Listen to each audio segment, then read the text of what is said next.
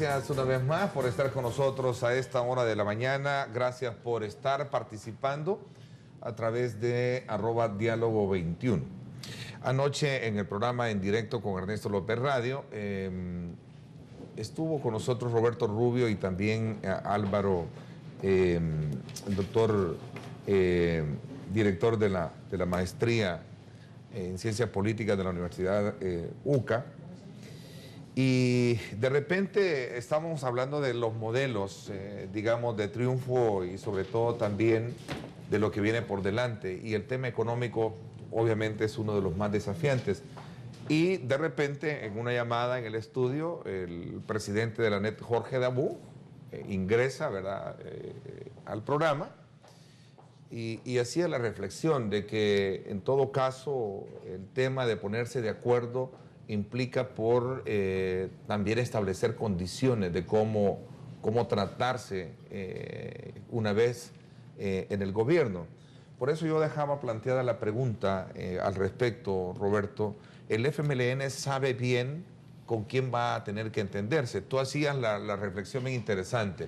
Hemos derrotado, decías, a la derecha política. Entendería que la derecha política es el partido, pero hay una derecha económica que, aunque suene, digamos, un poco hollywoodense, ¿verdad?, está un G20, que es precisamente el que de alguna manera creo que es el que te refieres.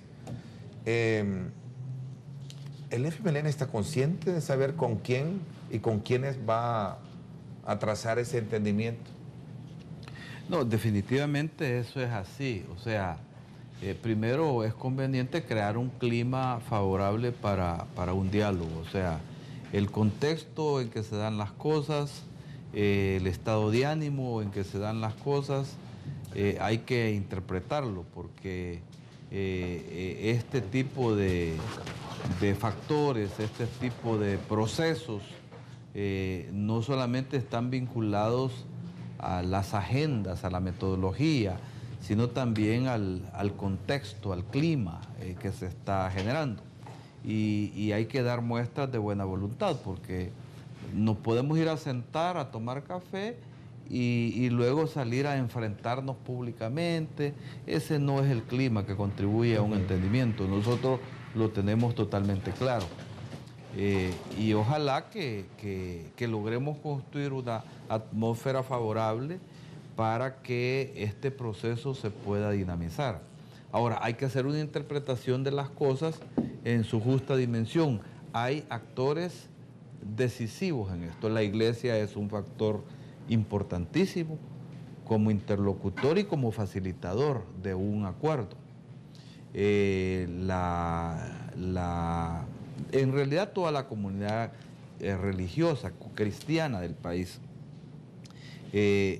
Hay actores que son reales, hay actores que son formales, ¿verdad? Y lo formal y lo real, ambos tiene que situarse en su justa dimensión, ¿verdad? Para hablar de la ANEP, es un actor formal, ¿verdad?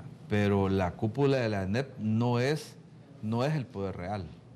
El poder real está más vinculado al G20, ¿no? Y esos son lo que se conoce en el nombre como los poderes fácticos. Hay que hablar también con esos poderes, ¿verdad? En realidad Arena no hizo ese resultado no es producto de Arena, es más producto del esfuerzo del G20. Son ellos los que apalancaron este esfuerzo del partido, porque su partido estaba muy debilitado, su instrumento estaba muy debilitado, y vieron que había una amenaza en la que el FMLN podía aplastar a su instrumento, ¿verdad? Y entraron con toda la fuerza, pues. Entonces son interlocutores con las cuales se debe de hablar. Y nosotros estamos clarísimos que, por supuesto que no solamente, siempre hablaríamos con Arena, porque Arena es el instrumento. Arena es el instrumento de esta fuerza económica. El instrumento como actor político partidario en la asamblea tiene un margen de juego importantísimo. Sin Arena es muy difícil llegar a acuerdos de mayoría calificada. Se puede, pero no siempre se debe hacer. En la medida en lo posible que podamos hacerlo juntos, hay que hacerlo juntos. Las otras fuerzas políticas también. ¿verdad? Y digo, no estoy hablando de despreciar lo institucional y lo formal. Lo formal también debe de tomarse en cuenta, porque son actores que están operando y son realidades también de la vida nacional. Entonces, el FMLN tiene claro de que hay que estar en este tinglado interactuando con aquellos con los que no nos tenemos confianza. Si nosotros no nos tenemos confianza, si no creamos un clima de confianza, si no nos comprometemos a cumplir con lo que nos hemos puesto de acuerdo, difícilmente esto pueda prosperar. El FMLN en ese estado de armonía podría flexibilizar algunas posiciones bastante, digamos, antagónicas para la derecha. Bueno, nosotros hemos sido muy flexibles, ¿no? Lo que pasa es que se nos estigmatiza, pero el programa de gobierno del FMLN no es un programa que hace una ruptura con el sistema. No. O sea, nosotros estamos desarrollando nuestra propuesta dentro del marco de la Constitución, con las reglas del juego que nos da la legalidad salvadoreña, ¿verdad?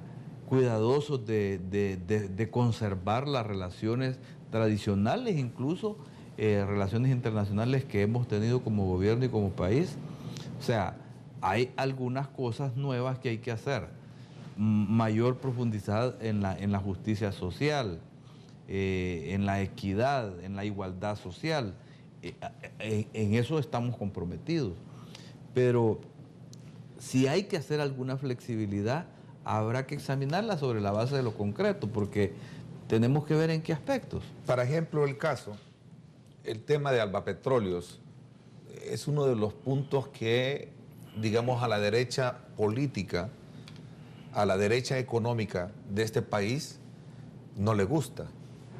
¿Qué papel va a jugar en este caso esta figura frente al nuevo gobierno del FMLN y qué posiciones de alguna manera va a asumir en defensa de este actor económico vinculado al partido? Yo no puedo hablar a nombre de Albapetróleos, pero lo que he escuchado es que hay una pretensión, digamos, de no generar ningún tipo de competencia desleal con actores económicos salvadoreños, ¿verdad?